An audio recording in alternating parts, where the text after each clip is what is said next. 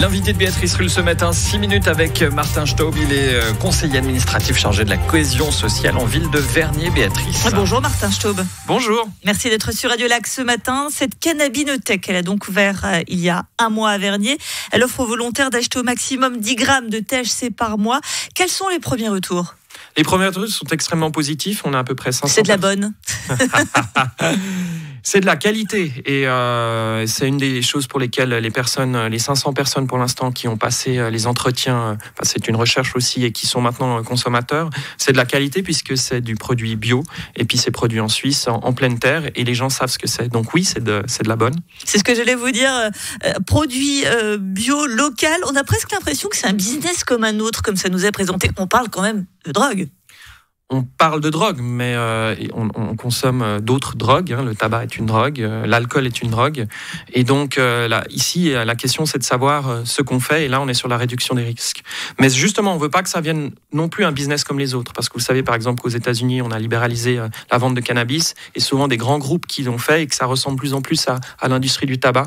Et c'est ce qu'on veut éviter. Ici, on a une association à but non lucratif. Et on veut que ce soit justement contrôlé et qu'il n'y ait pas une incitation à faire consommer plus. Il n'y aura donc pas une vaste compagnie qui va s'installer à Vernier. Vous garderez uniquement Tamoil. Blague à part, comment ça s'organise tout ça dans cette cannabinothèque ? On a une équipe de vente en fait qui a une société en fait qui faisait de la vente de CBD. Donc c'est des gens qui ont l'habitude de ces produits-là, qui ont été et qui c'est un magasin et le personnel a été formé sur la prévention, etc. Mais vous entrez comme dans un magasin et puis vous avez différents produits que vous achetez. Mais les gens pour acheter ont dû, comme je vous ai dit, passer un entretien et ils ont en fait un QR code sur leur téléphone portable, un peu comme le pass Covid à l'époque, qui permet de les identifier et de limiter justement la quantité qu'ils peuvent acheter chaque mois. Oui, parce que ces personnes peuvent être contrôlées, par exemple, et elles ont de la drogue légalement, comme elles le prouvent. Oui, la condition, c'est qu'en fait, on a des sachets qui sont scellés, qui sont reconnaissables, que la police connaît. Et en fait, les personnes doivent ramener ce cannabis chez eux et consommer chez eux. Donc, s'ils sont arrêtés sur le chemin pour aller chez eux avec un paquet scellé, la police ne les arrêtera pas parce qu'ils verront le QR code et ils sont au courant. Parce que bien sûr, on travaille avec la police et aussi le procureur général. On avait 300 volontaires au départ. Ça a déjà bien augmenté. 500, on en a 150 en attente encore. Et puis, les personnes peuvent encore s'inscrire sur le site internet de l'association. C'est changegenève.ch et puis ils peuvent rentrer. Ça va augmenter encore. Et ces personnes, elles ont un entretien ? Comment est-ce qu'elles sont choisies ? Elles ont un entretien avec 2 personnes qui sont dans la recherche clinique qui se fait et on leur pose des questions parce qu'évidemment il y a des motifs d'exclusion. On ne prend pas les mineurs par exemple. Les gens qui, avec des questions, on voit qu'ils ont une addiction forte, on va les orienter vers justement plutôt des traitements de l'addiction.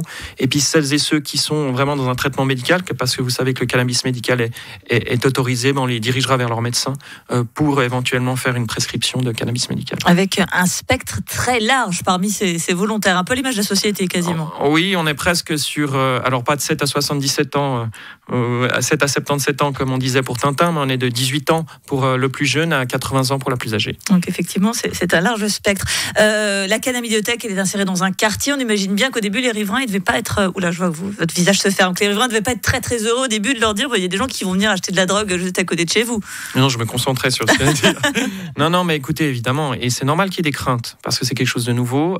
Vous avez dit, c'est de la drogue, et puis il y a des analogies qui peuvent se faire. Mais on a fait une séance publique dans laquelle tout le monde a été invité, on a fait de la sensibilisation et on a pu répondre à leurs questions. Une des principales choses que je répète chaque fois, c'est un magasin. Il n'y a pas de consommation sur place, comme je vous l'ai dit, par définition. Donc en fait, c'est des gens qui viennent, qui ont une consommation non problématique. Donc pour l'instant, on n'a aucun souci. L'autre souci qu'ils avaient, c'était éventuellement du deal autour. On ne l'observe pas. Et puis on travaille entre la police municipale et la police cantonale pour limiter les risques. Et s'il y a quoi que ce soit qui arrive, en fait, il est presque plus contrôlé ce quartier autour qu'un autre quartier sur ces questions-là, parce que justement, on ne veut pas que s'installent d'éventuels deals. Mais on ne l'a pas vu pour l'instant. Il est bon de préciser que cette cannabinothèque, ce n'est pas un nouveau quai neuf à Vernier. Non, vraiment pas. C'est pas la même démarche, même si évidemment le quai neuf a son utilité et sa nécessité, on l'a vu. Mais là, on n'est pas du tout sur la même chose. On est sur un magasin, on vient acheter et donc il n'y a pas de consommation sur place. Si je peux me permettre une analogie un peu osée peut-être, c'est la différence entre un magasin qui vend de l'alcool et un bar. C'est-à-dire que le bar, on consomme sur place. Le magasin qui vend de l'alcool, vous n'allez pas consommer sur place. Vous allez rentrer chez vous. Vous évoquiez la collaboration avec la police, avec le pouvoir judiciaire aussi, parce que autour de cette expérience-là, il y a tout un changement aussi aussi pour ces forces de l'ordre qui ont l'habitude d'avoir pas forcément le même rapport avec la drogue.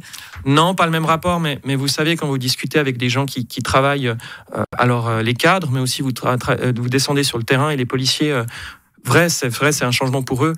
Mais ils savent aussi que ce jeu de chat et la souris avec la question du cannabis est quelque chose qui est peut-être à changer pour trouver d'autres approches. Donc oui, c'est un changement, on travaille avec eux, mais généralement c'est bien accepté parce que sur le terrain, ils voient bien que le tout répression sur cette question-là n'apporte pas des solutions. On le sait depuis longtemps et le début de la guerre contre les drogues des années 70-80 aux États-Unis. Pour terminer, Martin Staub, on va être clair, cette cannabidothèque, c'est la première étape vers une légalisation finalement.